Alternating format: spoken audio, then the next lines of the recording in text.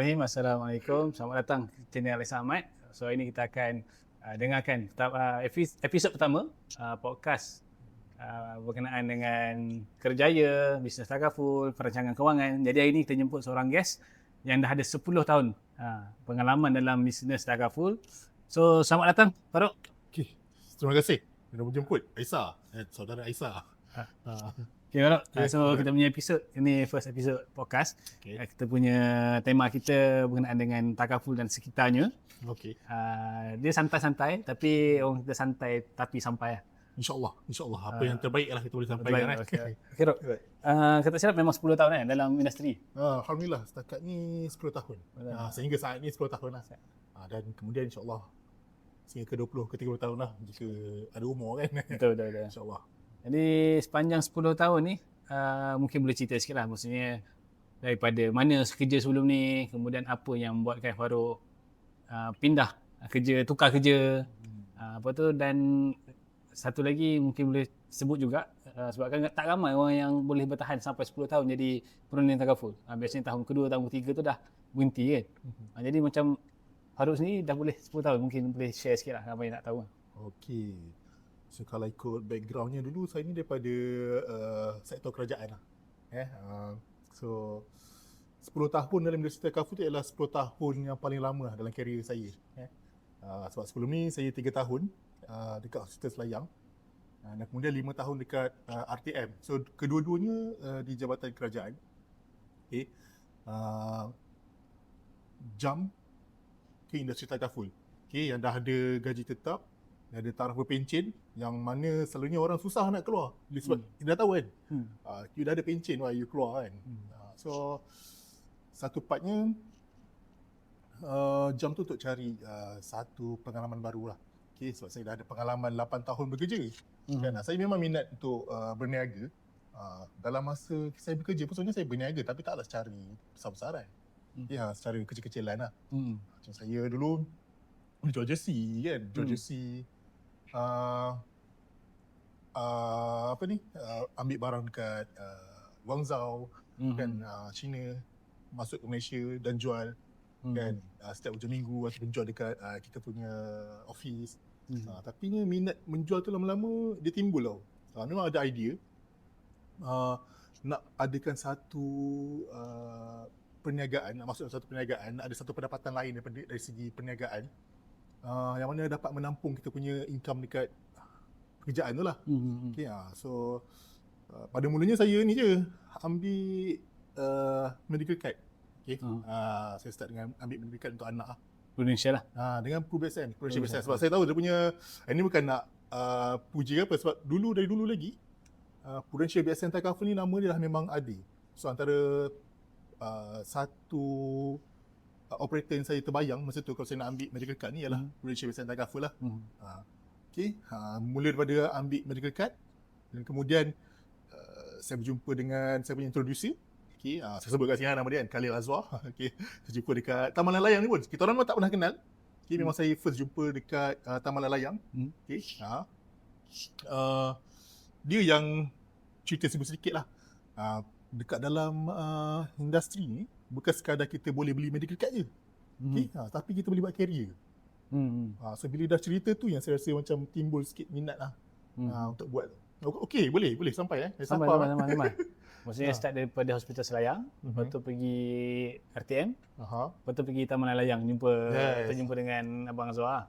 Taman Lalayang tu saya jogging lah, bawa anak masa tu kan dalam stroller. Start sebagai part time dulu lah. Start memang dah sebagai part time dulu. Berapa lama part time? Kalau ikutnya 3 bulan lah. 3 bulan macam tu. 3 bulan.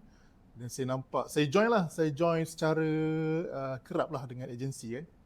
Saya datang training, so kita nak pasarkan produk kan, kita nak pasarkan plan. So nak tak nak kita kena ada knowledge kan. So saya pergi kelas, saya berjumpa dengan kawan-kawan dalam industri takaful ni. So saya jumpa juga dengan founder Legacy sendiri Cik Adli. So saya berborak juga dengan dia. So kita bertukar juga background kan. Dia ada tanya saya jugalah apa kerja macam mana, apa minat kan dalam kehidupan lah kan. Tapi apa yang saya nampak dalam ni satu benda yang hybrid. Faham tak benda tu? So dia macam datang office bekerja tapi dia ialah meniaga. Kan? Itu yang saya nampak lah sebenarnya. Dia buka satu peluang yang besar yang mana kalau kita kerja sebenarnya kita nak tak kalau naik ke pangkat? Nak, semua orang nak. Semua orang nak lah, semua kita nak ada hierarki yang tertinggi kan. Tapi kalau dekat tempat kerja kita tu kan, tempat kerja kita tu bos ni berapa ramai Isa? Tak tanya Isa lah. Seorang, dua orang. Itu pun yang kita kenal lah.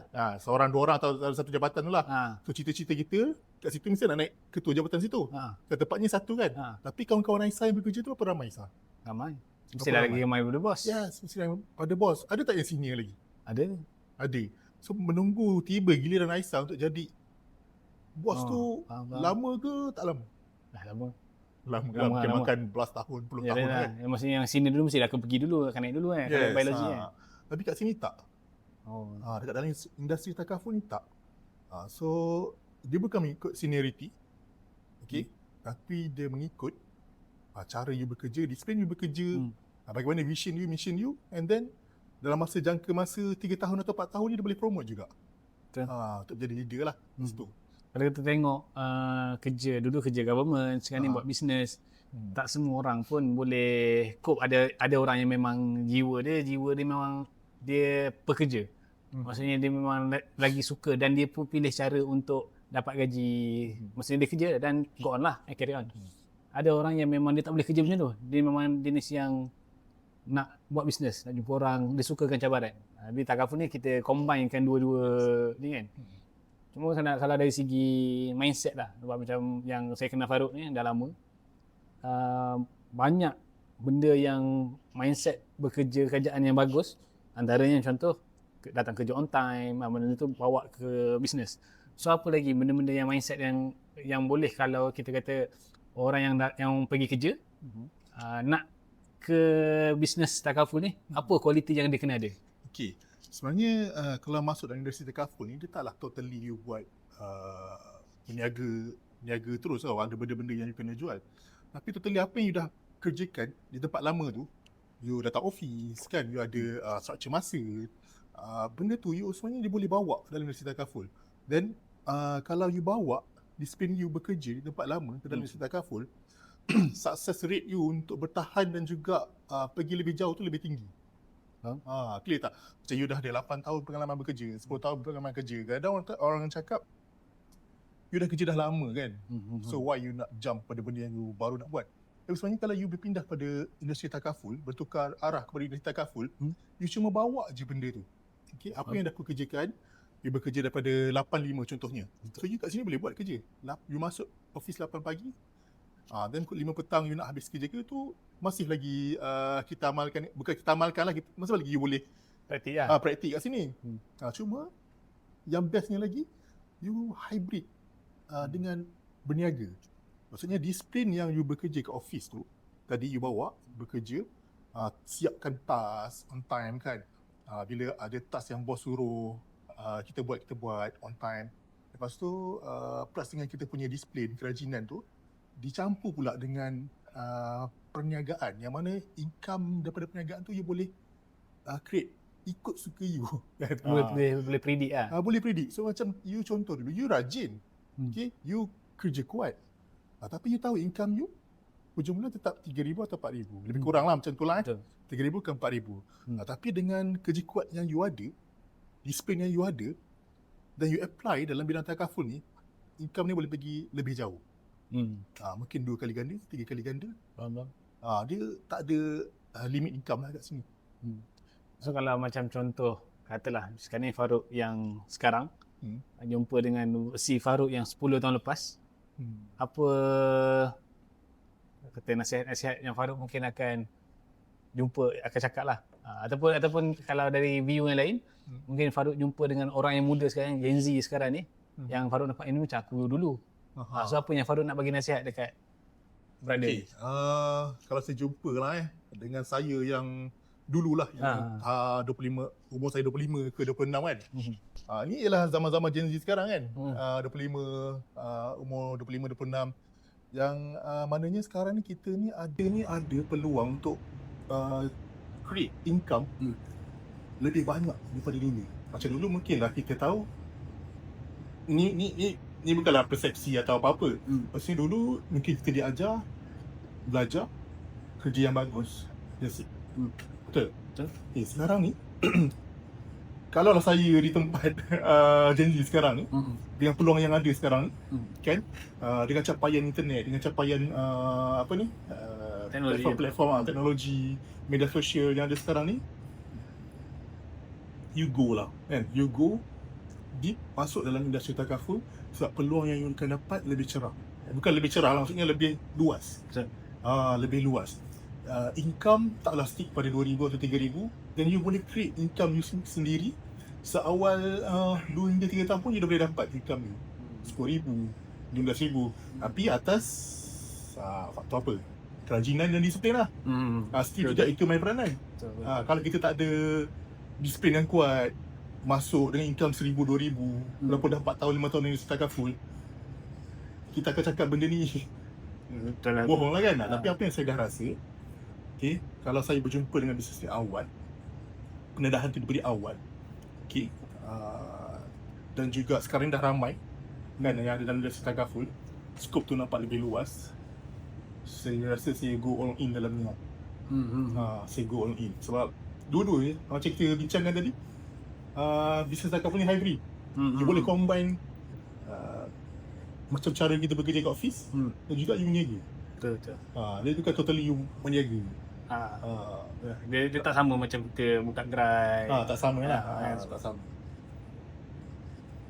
Okay, mungkin ni antara soalan terakhir apa dia nak tanya, kalau katalah macam Farouk ada jumpa seorang yang macam tengah struggle dengan kerja, tengah cari kerja, apply tak dapat, apa nasihat ataupun yang Farouk boleh advise? Kita tahu saya sebab sekarang ni kita di Legacy Group, kita di agensi kita memang tengah membina team. Kita pun tengah membina team di area Kuala Lumpur, Shah Alam, area Lembah Kelang ni, dan juga seluruh Malaysia lah. So apa yang Farouk boleh nasihat? Okey, nasihat yang tengah struggle cari kerja kan, alang-alang kita tengah struggle tu kan, alang tengah struggle tu, why not try dulu industri takaful. Sama juga kalau kita tak try pun mungkin still struggle. Kita try pun mungkin struggle juga, tapi struggle yang ada arah tuju. Struggle dengan ada sistem. Struggle dengan ada orang dapat bentuk kita. Struggle dengan ada orang yang akan bimbing kita. Daripada kita struggle sorang-sorang. Kan? Mungkin boleh diberi peluang. So bagi juga peluang pada diri kita ni dulu untuk mencuba dalam bidang takaful. So kita akan ada orang-orang yang akan bimbing kita. Beri tempoh masa. Dan kalau tak okey, you struggle lah balik untuk cari kerja. So you tak ada, saya rasa tak ada rugi apa-apa kan? Betul. So kita pun tengah struggle. Lainlah kalau kita memang dah tengah sedap, gaji pun 50,000, 40,000, dan saya ajak jangan masuk ke takaful lah. Itu mungkin lah cari masalah. Cari masalah. Tapi ala-alanya tengah struggle. Kita tengah struggle cari kerja. Dan peluang dalam bidang takaful ni juga besar. Dia taklah besar lah untuk saya kan. Untuk saya tu, saya rasa dalam bidang takaful ni luas sangat market tu. Selagi ada orang masih bernyawa, selagi itulah peluang untuk you dapatkan klien untuk sign up takaful tu tinggi lah. Selagi ada orang bernafas lah, cerita dia. Selagi tu ada market. Selagi tu ada market. Okay, saya rasa itu untuk episod pertama dengan Farouk. Jadi insyaAllah lepas ni kita akan adakan lagi, mungkin ada episod kedua, ketiga, mungkin guest yang sama ataupun mungkin guest yang berbeza. Jadi terima kasih yang sudah menonton, dan saya mohon kepada semua yang menonton sekarang ni, jika anda masih lagi belum subscribe, dan minta tekan loceng dekat atas ni, dan juga share dan komen dekat bawah tu, tekan like, supaya ramai lagi yang boleh dapat manfaat daripada perbincangan kita kata short podcast ni lah. Dan boleh juga komen apa idea yang kita mungkin anda nak, supaya kami boleh bincang di dalam next podcast kami. Dan segala feedback yang ada, saya amat lalukan lah di ruangan komen. So terima kasih, jumpa lagi sehingga ke episod yang akan datang. Assalamualaikum.